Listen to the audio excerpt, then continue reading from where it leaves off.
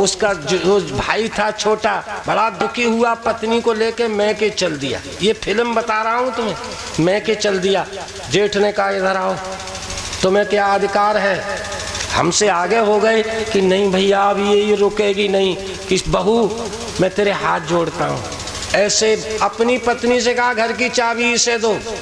वो जो थे ना मुनीम जी, उनसे कहा सब खेती के कागजात इसे दो, आज से तू घर की मालकिन, हमारे घर को तबाह मत कर।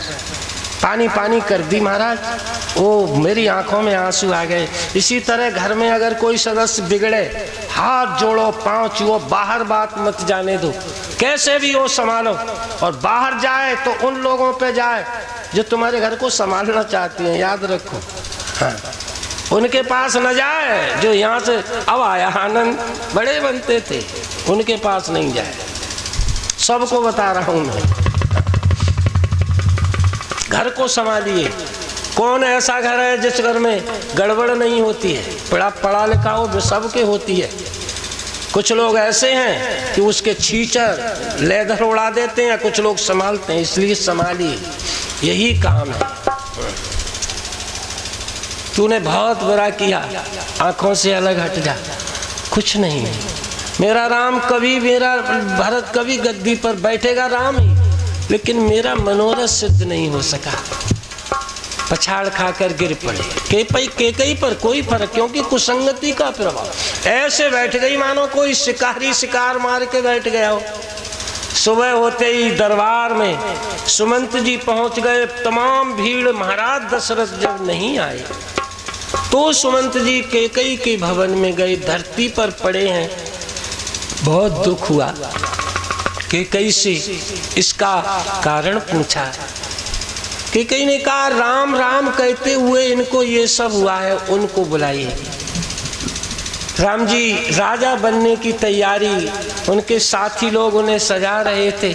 जब सुमंत जी को आते हुए देखा तो राम सुमन, मुंह से बोलोगे ठेका, राम सुमन पाई आवत देखा, आदर कीने पिता सामने का।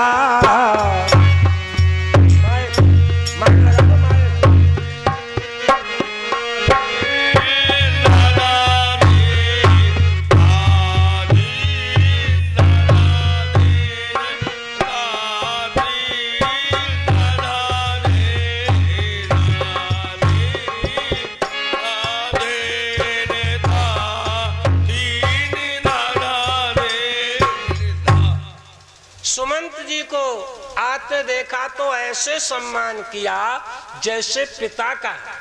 ऐसे ही जो बुजुर्ग हों उनमें अपने, चाहे वो किसी जाति के हों, अपने पिता जैसा रूप देखना चाहिए। सीता ने चरण छुए, आशीर्वाद दिया।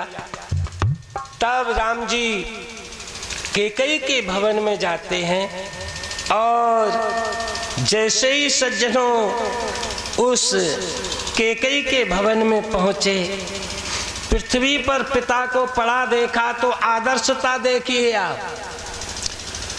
आदर्श पुत्र ने जाते माँ के चरण छुए। बाप से बहुत बड़ी होती है, दुनिया में सबसे बड़ी होती है माँ, याद रखो।